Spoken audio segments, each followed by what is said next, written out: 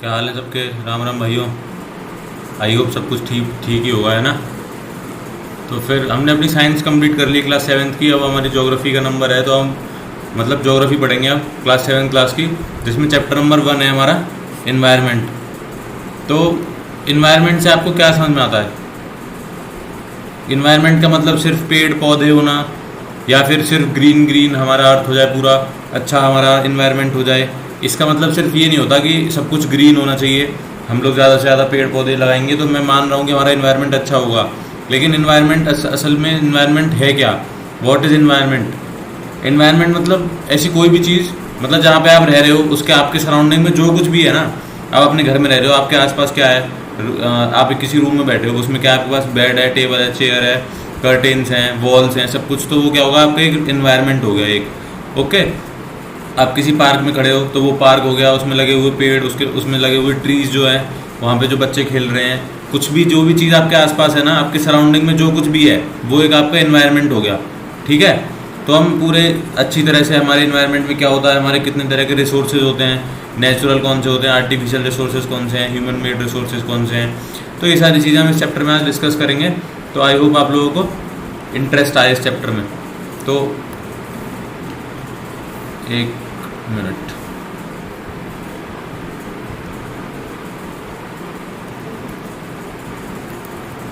तो ये हमारा चैप्टर नंबर 1 इन्वायरमेंट। अब देखो ध्यान से सुनना। After the long vacation when Ravi started going to school again he noticed that the only playground next to his school was dug up. मतलब एक उसके स्कूल के बगल में एक प्लेग्राउंड था, वो एक इकलौता प्लेग्राउंड था, वो क्या हुआ? उसको खोद दिया गया।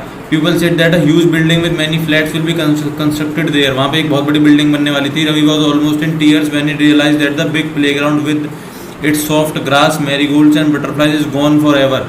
मतलब रवि को ये सुन के उसके आंखों में आंसू आ गए कि भाई उसका ग्राउंड जो था, इतना सॉफ्ट ग्रास वाला जो ग्राउंड था, बटरफ्लाइज मैरीगोल्ड्स के फ्लावर्स रहते थे वहाँ पे, प्लांट्स रहते थे, वो कभी भी उसको मिलेगा नहीं वापस। वो हमेशा के लिए उसका ग्राउंड जो है वो चला गया। He shared his feeling with his classmate. In the assembly the principal too sadly observe see how our environment is changing. हमारा एनवायरनमेंट कैसे चेंज हो रहा है देखो। अब प्रिंसिपल क्या कह रही है, क्योंकि वो उनके स्कूल के बगल की चीज़ है, उनके स्कूल के बगल का प्लेग्राउंड, पास का प्लेग्राउंड था, तो इससे क्या पता चलता है कि जो हमारे आसपास की चीज़ें होती हैं वही हमारा इन्वायरमेंट होता है। और क्योंकि वो प्लेग्राउंड बदल रहा था किसी एक बड़ी बिल्डिंग में, तो प्रिंसिपल ने क्या कहा कि हमारा देखो, हमारा प्लेग्राउंड, हमारा इन्वायरमेंट कैसे चेंज हो रहा है, मतलब हमारे आसपास की चीज़ें कैसे चेंज हो रही हैं। इसका मतलब क्या हुआ? इन्वायरमेंट क्या है? हमारे आसपास की जो चीज़ें हैं वो सब कुछ हमारा इन्वायरमेंट है। In the class Ravi asked his teacher what is environment. Ravi ने अपने टीचर से पूछा कि इन्वायरमेंट क्या है, तो टीचर ने क्या जवाब दिया? Whatever you see in your surroundings, said the teacher. Whatever you see in your surrounding मतलब वॉट एवर, मतलब हम जो कुछ भी अपने आसपास देखते हैं वही हमारा इन्वायरमेंट होता है। Ravi thought aloud that means the school building, tables, chairs in the classroom, even that open field, the road, the garbage, my friends, all are parts of our environment. Yes, said the teacher. Teacher ने बोला हाँ यही सब कुछ है। But wait, some objects are created by nature. लेकिन environment में क्या है, कुछ ऐसी चीज़ें हैं जो नेचर ने बनाई हैं, जैसे हमारी ट्रीज हो गए, हमारे क्लाउड्स हो गए, हमारे माउंटेन्स हो गए, हमारा सी हो गया, हमारा लैंड हो गया, ये सब हमारी नेचुरल चीज़ें हैं। और कुछ हमारी चीज़ें जो ह्यूमन मेड है, लाइक हमारी टेबल, हमारी चेयर, हमारी व्हीकल्स, हमारा लैपटॉप, हमारा फ़ोन, हमारी बुक्स, ये सब क्या है? मैन मेड, ह्यूमन मेड चीज़ें हैं। ये भी हमारी इन्वायरमेंट में आती हैं। बट इसको अगर हम क्लासीफाई करें तो दो चीज़ें होंगी ना, एक नेचुरल मेड और एक human made. Now work in pairs, make a list with your classmate sitting next to you of the creations of nature and by human beings. अलग अलग एक लिस्ट बनानी है आप लोगों को। कुछ उस लिस्ट में ऐसी कुछ चीज़ें ऐसी डालना जो नेचर ने बनाई है, कुछ चीज़ें ऐसी डालना जो ह्यूमन बींग्स ने बनाई हैं। ओके। अब देखो इन्वायरमेंट की डेफिनेशन यहाँ पे भी, environment is our basic life support system. It provides air we breathe, the water we drink, the food we eat and the land where we live. Why do human beings modify this natural environment. अब हम इस natural environment को क्यों modify करते हैं? क्यों? अपनी need के अकॉर्डिंग हम इसको मॉडिफाई कर लेते हैं। हमारे पास खाली लैंड पड़ी हुई है, उस पर हमने अपना घर बना लिया, उस पर हमने अपनी शॉप बना ली, अपने अपार्टमेंट बना लिया, अपना मॉल बना लिया, कुछ भी बना लिया। हमारे पास ट्रीज़ हैं, ट्रीज़ को कट करके हमने अपने बुक्स बना ली, रबड़ पेंसिल, ये सारी चीज़ें बना ली कि नहीं बना ली? तो हम अपना जो हमारा जो इन्वायरमेंट है, हम उसको अपनी नीड के अकॉर्डिंग क्या कर रहे हैं? मॉडिफाई कर रहे हैं। Okay. The car fumes pollute the air, water is collected in a pot, food is served in vessels, and land is used to build factories. Human beings make cars, mills, factories, and manufacture containers. This is how human beings modify natural environment. आपने देखा ना, पूरा natural environment जो है हमारा, हमारे आसपास की चीज़ें, हम उसको क्या करते जा रहे हैं, मॉडिफाई करते जा रहे हैं। क्यों? अपनी according to our needs. Okay, देखो ये components of environment. Natural components क्या हो गए हमारे? हमारा एयर जिसको हम क्या कहते हैं, एटमॉस्फेयर। हमारा वाटर जिसको हम क्या कह सकते हैं, हाइड्रोस्फेयर। लैंड जिसको हम कहते हैं, लिथोस्फेयर। लिविंग थिंग्स जहाँ पे सब कुछ आ गया, लैंड भी आ गया, वाटर भी आ गया, एयर भी आ गया, ट्रीज ब्रीज एनिमल सब कुछ आ गया, उसको क्या कहेंगे हम? ऐसी प्लेस को जहाँ पे सब कुछ हो वहाँ पे उसको क्या कहते हैं हम? अपना बायोस्फीयर। तो ये हमारे कंपोनेंट्स कौन से हो गए? Natural components. Human made components, bridges, roads, monuments, industries, buildings, parks. Okay, तो आई होप आप लोग क्लासीफाई कर पा रहे होगे, इस चीज़ को अंडरस्टैंड कर पा रहे होगे कि हमारी कौन सी चीज़ मैन मेड है, कौन सी चीज़ नेचुरल इन्वायरमेंट में आएगी, कौन सी चीज़ ह्यूमन मेड इन्वायरमेंट में आएगी। उसके बाद हमारे ह्यूमंस आ गए, इंडिविजुअल अकेला बंदा, family, community, religion, educational, economic, political situation. इन सब चीज़ों में अपने आप को डिवाइड कर सकते हैं। We are therefore modifying, देखो जैसे कि हमारी नीड्स हैं, it is all because of our needs. मैंने बताया था ना भी कि हम अपनी नीड्स की वजह से अपने इन्वायरमेंट को क्या कर रहे हैं, मॉडिफाई कर रहे हैं। हमारी जो नीड्स हैं इंक्रीज हो रही है day by day, therefore we are modifying our environment at times even destroying our natural surroundings, the teacher replied. हम अपनी नेचुरल सराउंडिंग्स को डिस्ट्रॉय तो कर रहे हैं, अपने ट्रीज को काट रहे हैं, हम अपने लैंड को डिग कर देते हैं। हम अपनी नीड की वजह से अपने फ़ायदे के लिए हम लोग अपने इन्वायरमेंट को क्या कर रहे हैं, नुकसान पहुंचा रहे हैं। मतलब हम लोग कौन है? We are selfish. मतलब हम अपने इन्वायरमेंट के बारे में कुछ नहीं सोच रहे हैं कि वो हमारा फ्यूचर में क्या, हमको क्या उससे नुकसान होगा, क्या फ़ायदा होगा। बस अपने बारे में सोच रहे हैं और उसको अपने अकॉर्डिंगली उसको मॉडिफाई करते जा रहे हैं। अब हमारी चीज़ें होती हैं दो तरह की, एक तो होती है बायोटेक, एक होती है अबायोटेक। बायोटेक कौन सी? जो लिविंग थिंग्स हो गई, जैसे कि हम, प्लांट्स, एनिमल्स। और अबायोटिक कौन सी होगी? Non living elements, bridges, roads, vehicles, ये सारी चीज़ें कौन सी होगी? Abiotic. Okay, from the above conversation we understand that the place, people, things and the nature that surround any living organism is called environment. It is a combination of natural and human made phenomena, while natural environment refers to both biotic and abiotic conditions existing on earth. अब आते हैं अपने किस पे? Natural environment पे। Natural environment में हमारा क्या क्या है? Land, water, air, plants and animals comprise of natural environment. ये हमारा नेचुरल है ना। हमारा लिथोस्फीयर क्या है? हमारा लैंड, ये भी तो नेचुरल है। हमने तो बनाया नहीं ना हमारा लैंड, ये हमको ऐसे ही मिला है। लिथोस्फीयर है क्या चीज़? अब लैंड को अगर हम डिस्क्राइब करें तो what is land, what is lithosphere? Lithosphere is the solid crust और the hard top layer of the earth. Lithosphere का है जो जिस आप हार्ड टॉप पे आप चलते हो तो नीचे देखते हो ना कि मिट्टी है, रोड है, ये क्या है? हमारा लिथोस्फीयर है, एक हार्ड टॉप, एक लेयर कह सकते हो आप। हमारे अर्थ की एक लेयर है जिसके ऊपर आप हम लोग कुछ भी चीज़ पॉसिबल कर पाते हैं। किसी भी चीज़ की बिल्डिंग बनाना, अपना चलना, कुछ भी रोड बनाना, ये सारी चीज़ें हम उस पर कर पाते हैं। तो उसको वो क्या है? एक सॉलिड क्रस्ट और the hard top layer of the earth. It is made up of rocks and minerals and covered by a thin layer of soil. इस पूरी जो हमारी लिथोस्फीयर है इसके ऊपर एक छोटी सी, बहुत पतली, वैसे तो हम कहेंगे देखने को तो बहुत मोटी लेयर है, but according to the comparison अगर हम करेंगे पूरी अर्थ से तो एक बहुत पतली लेयर है एक सॉइल की, जिसके ऊपर हम लोग रह रहे हैं। It is an irregular surface with various landforms. ये एक इरेगुलर सरफेस है, हर जगह प्लेन तो है नहीं, कहीं कहीं गड्ढा है, कहीं ऊंचा है, कहीं नीचा है, ऐसा इरेगुलर सरफेस है। तो इरेगुलर सरफेस में क्या क्या? कहीं भी माउंटेन्स हैं, कहीं प्लेट्यूज हैं, कहीं प्लेन्स हैं, कहीं वैलीज हैं, एटसेट्रा, ये सारी चीज़ें। Landforms are found over the continent and also on the ocean floors. ये चीज़ भी हम जो पहले पढ़ चुके हैं कि हमारे ओशन, जैसे ही हमारा ओशन है तो ओशन के नीचे भी हमारी लैंड है कि नहीं है? और ऊपर तो है ही हम लोगों के पास। Lithosphere is the domain that provides us forest, grasslands for grazing, land for agriculture and human settlements. इस सब लिथोस्फीयर हमें क्या क्या प्रोवाइड करता है? फॉरेस्ट प्रोवाइड करता है, हमें एग्रीकल्चर के लिए लैंड देता है, हमें अपने ह्यूमन सेटलमेंट्स के लिए ज़मीन देता है, और हमारे ग्रासलैंड्स मतलब जो घास उगती है हमारी ग्रेजिंग के लिए, जिसको एनिमल्स खाते हैं, उसके लिए भी हमें लैंड देता है। It is also a source of mineral wealth. The domain of water is known as hydrosphere. Domain of land is called lithosphere, domain of water is called hydrosphere. It comprises various sources of water and different types of water bodies like rivers, lakes, seas, oceans, etc. It is essential for all living organisms. Water नहीं होगा तो क्या हम जी सकते हैं? नहीं जी सकते। अब देखो कहाँ है हमारा, ये हमारा हो गया लिथोस्फीयर, हमारा लैंड। हाइड्रोस्फीयर क्या हो गया? हमारा वाटर। हाइड्रोस्फीयर में हमारा सी भी हो सकता है, हमारा रिवर भी हो सकता है, हमारी लेक भी हो सकती है, हमारा ओशन भी हो सकता है, कुछ भी हो सकता है। अब देखो बायोस्फीयर किसको कहते हैं? बायोस्फीयर। बायोस्फीयर में देखो यहाँ पे लैंड भी आ गया, हमारा लिथोस्फीयर आ गया, हमारा एटमॉस्फेयर भी आ गया।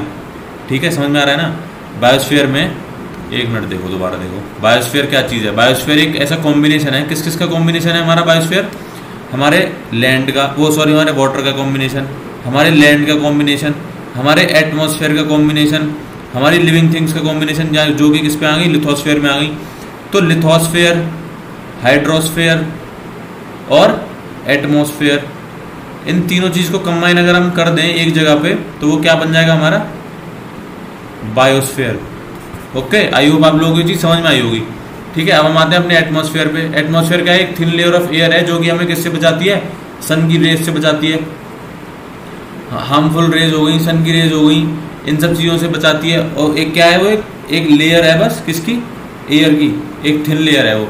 उसमें क्या है, it consist of number of gases, dust and water vapour. The changes in the atmosphere produces changes in the weather and climate.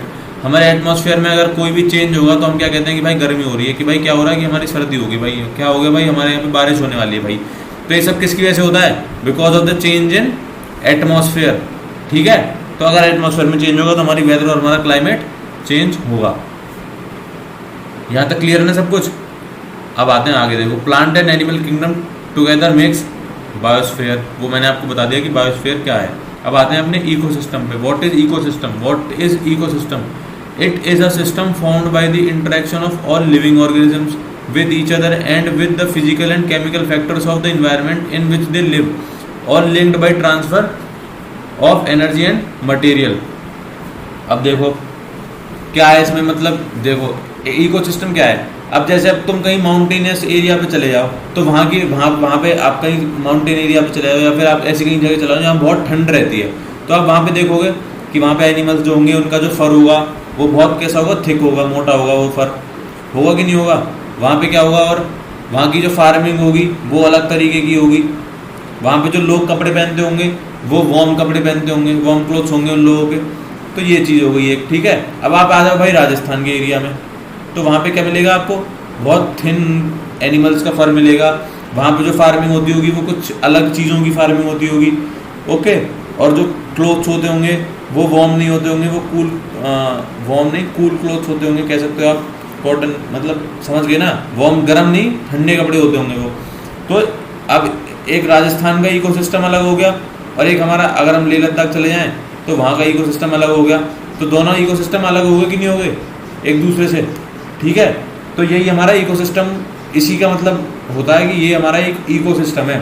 Transfer of energy, transfer of material, किस एनवायरनमेंट में हमें कैसा ट्रांसफर, मतलब किस कौन से एनवायरनमेंट में हमें किस तरह के एनिमल्स मिलेंगे, किस तरह का एनवायरनमेंट होगा, वहाँ पे कितनी गर्मी होगी, कितनी ठंड होगी, कैसी फार्मिंग हो सकती है, कितना हमारा वाटर मिलेगा, कितना वाटर नहीं मिलेगा, वहाँ का लैंड कैसा है, वहाँ पे हर चीज़ जो है पूरी एक पूरी जैसी सिमिलर चीज़ होती है ना एक जगह पे, उस सिमिलर चीज़ को क्या कहते हैं, अपनी इकोसिस्टम कहते हैं।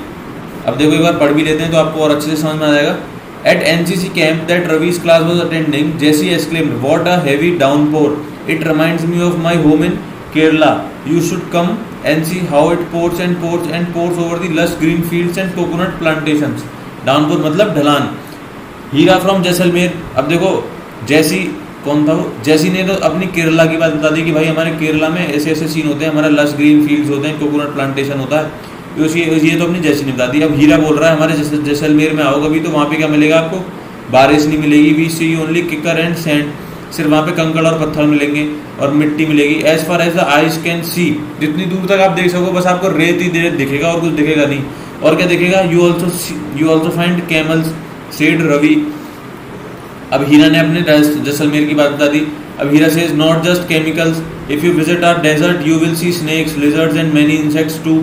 Ravi wondered why do the animals, the vegetation and the way people live vary from place to place. मैंने बताया ना कि लेह लद्दाख में जो रहने वाले जो लोग रह रहे हैं और जो लोग राजस्थान में रह रहे हैं उन सबका रहन सहन, उन सबका रहना खाना पीना कपड़े पहनना सब कुछ बिल्कुल डिफरेंट होगा, एक दूसरे से बिल्कुल भी मैच नहीं करेगा। तो यही चीज़ अब रवि पूछ रहा है कि ऐसा क्यों है। Are they all related to each other? Oh yes, very much so, the teacher replied. All plants, animals and human beings depend on their intermediate surroundings. अब जैसे यहाँ पे जो लोग रह रहे हैं वो अपनी सराउंडिंग के हिसाब से तो रहेंगे। अब यहाँ पे भाई लेह लद्दाख में तो बहुत ठंड पड़ रही है और वो घूमे हाफ हाफ टी शर्ट्स पहन के, वार्म कपड़े नहीं पहनेंगे, तो ऐसा कुछ हो सकता है नहीं ना। वो अपनी सराउंडिंग्स के हिसाब से ही रहेंगे ना। तो उसी सराउंडिंग्स को अगर हम रिलेट करते हैं अपने ह्यूमन बींग्स और एनिमल्स और उनकी एक्टिविटीज से, तो वो क्या होगा, वो यही होगा क्या, वो हमारा इकोसिस्टम होगा। This relation between the living organisms as well as the relation between the organisms and the surroundings form an ecosystem. I hope अब तो आपको क्लियर हो गई होगी चीज़। There could be an ecosystem of large rain forest, grassland, desert, mountain, lake, कैसा भी ecosystem हो सकता है, उससे कोई वो नहीं है। अब आते हैं हम अपने ह्यूमन एनवायरनमेंट पे। Human environment, human beings interact with environment and modify it according to their need. अब देखो ह्यूमन एनवायरनमेंट क्या कर रहा है, ह्यूमन एनवायरनमेंट क्या कर रहा है, हम ह्यूमन है ना, हम क्या कर रहे हैं, अपने अकॉर्डिंग कुछ भी बदल देते हैं, अपने अकॉर्डिंग कुछ भी हमारे एनवायरनमेंट को मॉडिफाई कर सकते हैं। अब हमारे पास लैंड है, ठीक है, अब आप मान लो कि आप एक किसान की फैमिली से आते हो। अब आप किसान जो है उसका जब मन करेगा, जब वो पोटैटो की एग्रीकल्चर कर सकता है, पोटैटो को जब उसका मन करेगा तब वो वीट की एग्रीकल्चर कर सकता है, जब उसका मन करेगा अकॉर्डिंग टू द सीजन तब वो बाजरा की कर सकता है। तो क्या मतलब है इससे, वो उसको जो नेचुरल इन्वायरमेंट, जो नेचर ने उसको लैंड दिया हुआ है, वो अपनी नीड के अकॉर्डिंग, मतलब उसको पता है ना कि किस सीजन में कौन सी ज़्यादा होगी, उसको पता है कि गर्मियों में पोटैटो होंगे या उसको पता है कि सर्दियों में वीट होंगी ज़्यादा। तो अब according to the production of the grains, production of the vegetables, किस सीजन में कौन चीज़ ज़्यादा प्रोड्यूस होगी, उसके अकॉर्डिंग वो अपनी इन्वायरमेंट को क्या कर रहा है, हमारे इन्वायरमेंट को क्या कर दिया किसान ने, फार्मर ने मॉडिफाई कर दिया कि नहीं कर दिया। तो यही हमारा क्या है, ह्यूमन इन्वायरमेंट, अपने हिसाब से इन्वायरमेंट को मॉडिफाई करना according to our need. Early humans adapted themselves to the natural surroundings, they led a simple life and fulfilled their requirements from the nature around them. बहुत पुराने टाइम में, क्योंकि उनके पास इतनी टेक्नोलॉजीज नहीं थी, उन्हें पता नहीं था कि कौन सी चीज़ क्या फ़ायदा करेगी, कि गर्मियों में कौन सी एग्रीकल्चर करनी चाहिए, सर्दियों में कौन सी एग्रीकल्चर करनी चाहिए, इतनी नॉलेज नहीं थी पुराने लोगों को। तो उन्होंने बस सराउंडिंग में अपने नेचर के अराउंड जो भी उन्हें मिला उन्होंने खाया पिया और अपनी लाइफ को स्पेंड किया। With time needs grew and became more varied, human learn new ways to use and change environment. उसके बाद टेक्नोलॉजीज आने लगी, ह्यूमन को पता चलने लगा कि हम इसको ऐसे भी यूज़ कर सकते हैं, इस चीज़ को इस तरीके से भी यूज़ किया जा सकता है। तो उसके अकॉर्डिंग हमारा एनवायरनमेंट मॉडिफाई होना शुरू हो गया। There learn to grow crops, domesticate animals and lead a settled life. The wheel was invented, surplus food was produced, barter system emerged. Barter system क्या है, देखो अब आपने गाँव में जाना तो आपके यहाँ पे कोई भी चाट वाला या कोई भी कहते हैं ना कि बर्फ़ वाला गोले वाला आएगा, तो गोले वाला क्या करता है, हर जरूरी नहीं है गांव में आप उसको पैसे ही दो, आप उसको गेहूं यानी कि वीट भी दे सकते हो in exchange of that ice cream. Not compulsory कि आप उसको पैसे ही देने पड़ेंगे, उसको गेहूं दे दो, उसको बाजरा दे दो, ऐसी चीज़ें गांव में चलती हैं। तो उसको क्या कहते हैं, barter system. Trade started and commerce developed, industrial revolution enabled large scale production, transportation became faster, information revolution. तो ये सारी चीज़ें हमने अपने अकॉर्डिंग, कम्युनिकेशन, ट्रांसपोर्टेशन, बहुत सारी चीज़ें हमने अपने अकॉर्डिंग मॉडिफाई कर ली। तो ये हमने क्या किया, इन्वायरमेंट को अपने अकॉर्डिंग मॉडिफाई किया। तो यही कौन सा इन्वायरमेंट हो गया हमारा, human environment. Nuri, a girl from Mizoram from Ravi's class, often talks about the lush green surroundings of her place. Seeing Ravi upset at having lost his playground, Nuri invited him to visit her home state during the coming vacation. मतलब रवि, हमने जब chapter शुरू किया था तो आपने पढ़ा था ना कि रवि इस बात से परेशान है कि उसका जो बहुत अच्छा हरा भरा ग्राउंड था वो डिस्ट्रॉय हो चुका है। तो न्यूरी जो मिजोरम से थी, उसने अपनी सराउंडिंग्स के बारे में बताया कि वहाँ की उसकी प्लेस कैसी है, हरी भरी, बहुत ज़्यादा पेड़ पौधे हैं, जो कुछ भी उसने अपनी सराउंडिंग्स के बारे में बताया। तो नूरी ने इन्वाइट किया रवि को कि इस बार जो वेकेशन आने वाली है उस टाइम वो नूरी के होम टाउन विजिट करे। Ravi's teacher asked the student to draw the landscape, houses and activities of the people and places they visit during the holidays. Teacher ने उनको होमवर्क दिया कि अपने आसपास जब भी कहीं जाओ तो वहाँ की एक ड्राइंग बनाकर लाना। आई होप आप लोगों को पूरा चैप्टर समझ में आया होगा। ये चैप्टर अभी तो हमारा ये चैप्टर खत्म होता है। अब हम अपनी एक्सरसाइजेस कर लेते हैं। टिक द, देखो ये कुछ छोटे मोटे से क्वेश्चन है। व्हाट इज इकोसिस्टम, ये सब कुछ हमने डिस्कस कर लिया। व्हाट इज लिथोस्फीयर, बायोस्फीयर क्या है, ये सब कुछ आप अपने आप लिख सकते हो। एक बार चैप्टर को खुद पढ़ना और लिखने की कोशिश करना। विच इज़ नॉट एन, हाँ देखो tick the correct answer. Which is not an natural ecosystem, natural ecosystem इसमें से कौन सा नहीं है। फॉरेस्ट तो हमारा नेचुरल है, डेजर्ट भी हमारा नेचुरल है, एक्वेरियम नहीं है हमारा natural. Okay, what is not a component of human environment, human environment का कंपोनेंट क्या नहीं है, रिलीजन है, कम्युनिटी भी है, लैंड नहीं है हमारे ह्यूमन एनवायरनमेंट का component. Which is a human made environment, roads किसने बनाई है, ह्यूमन ने। Which is a threat to environment, growing population, जितनी ज़्यादा पॉपुलेशन बढ़ेगी उतना ज़्यादा लैंड कंज्यूम होगा, उतनी ज़्यादा हमें बिल्डिंग्स चाहिए होंगी रहने के लिए, उतना ज़्यादा फूड चाहिए होगा खाने के लिए। तो ये सब क्या है, ये एक थ्रेट है, एक बहुत बड़ी प्रॉब्लम कह सकते हो आप इसको इन्वायरमेंट के लिए। ओके, ये होगी हमारी बात। उसके बाद आते हैं अपनी मैच द फॉलोइंग से। बायोस्फीयर क्या है हमारा? Narrow zone where land water and air interact. ये हमारा क्या है? बायोस्फीयर, जहाँ पे तीनों चीज land water and air interact करती हैं, वो कौन सी चीज़ होती है? बायोस्फीयर। एटमॉस्फेयर क्या है? Blanket of air which surrounds the earth. Hydrosphere का एक डोमेन ऑफ वाटर है हमारा हाइड्रोस्फीयर। एनवायरनमेंट क्या है? Relation between the organisms and there surroundings. Okay, sorry, relation between the environment हमारा ये नहीं है कि relation between the organisms and surroundings, ये तो हमारा इकोसिस्टम हो जाता है। Relation between the organism surroundings जो है वो हमारा इकोसिस्टम है। हमारा एनवायरनमेंट क्या है? Our surroundings only. Okay, I hope आप लोगों को ये चैप्टर पूरा समझ में आया होगा। एनवायरनमेंट मैंने बहुत आसानी से, और बहुत आसान सा चैप्टर है, इसमें कुछ था नहीं, बहुत अच्छे से समझाने की कोशिश की है। और अगर कोई प्रॉब्लम हो तो आप कमेंट डाउन कर सकते हो। Thank you so much for watching this video. Thank you.